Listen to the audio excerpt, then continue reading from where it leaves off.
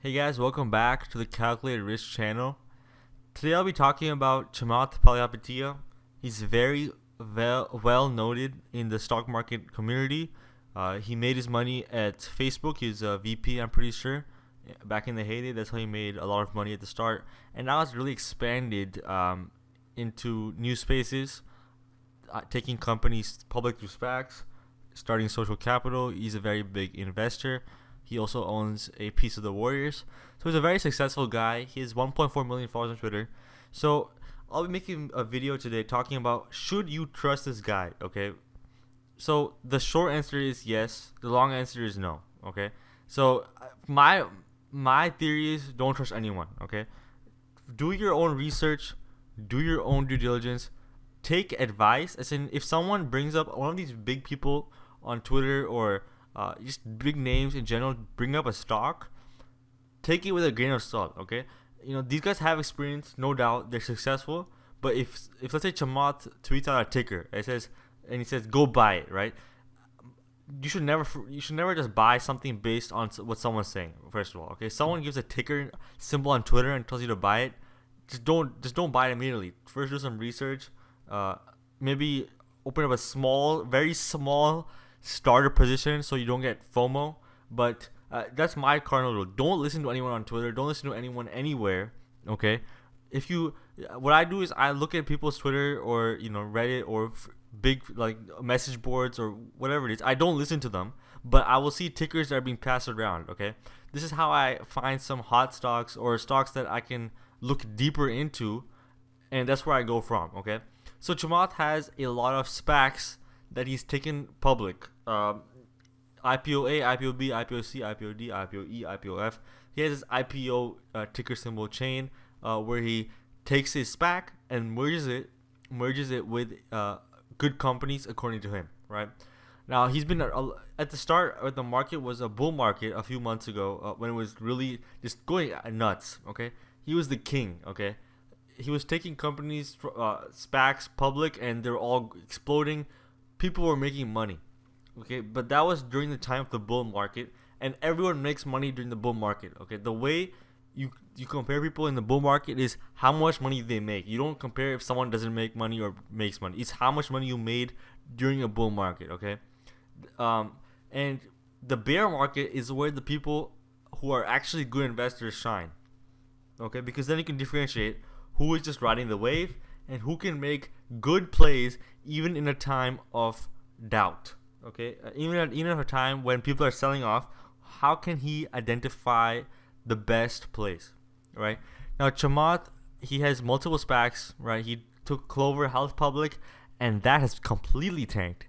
At one point, a few days ago, it was at $6-7, and I know people who are stuck with it at $15 because they listened to Chamath. Okay, now Chamath is a very smart guy. He has a lot of keynotes, he's very vocal. He does not refrain from talking. Okay, he thinks he's a smart guy. He's a smart guy, but he thinks he's a very smart guy.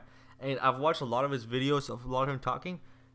I think he is for himself right now. Okay, that is my opinion. He has clearly stated in a lot of his videos he is trying to accumulate wealth. Okay, and he himself acknowledges that his wealth is too little to make the world change he wants. There's not anything wrong with that, but I'm saying when people look at Chamath and invest in the companies he invests in, then get burned, and because he sells off, for example, he sold off SPCE, which was the Virgin Galactic company that focused on rocket ships. Richard Branson was part of that company because he's the Virgin CEO. When people listen to this guy, he's smart. He talks like a mastermind. He talks like with conviction. He talks with you want to believe this guy, but he gives a lot of good advice. But when it comes to his own SPACs, you have to realize, or his own companies, you have to realize, I think that he's doing this for the money. Okay, when he takes these SPACs public, he gets a huge chunk of shares. He makes a huge return, huge profit just off hype, especially the bull market, just off hype and other factors. Okay, he makes a lot of money, then he dips. He gets out because he wants to use that money to grow his money even more. He doesn't wait for the company to grow for 5 years. He's not going to wait for Clover Health to become $100 stock and then sell. He's going to get out as fast as he can so he can take that money and reinvest it somewhere else to make another return, because he wants to accumulate as much as capital as he can, very quickly. Okay, and he's a very smart guy. I see what he's doing. He takes companies public. He gets a big portion of the company, or he gets a good equity amount, and he sells it off, and he makes a huge return.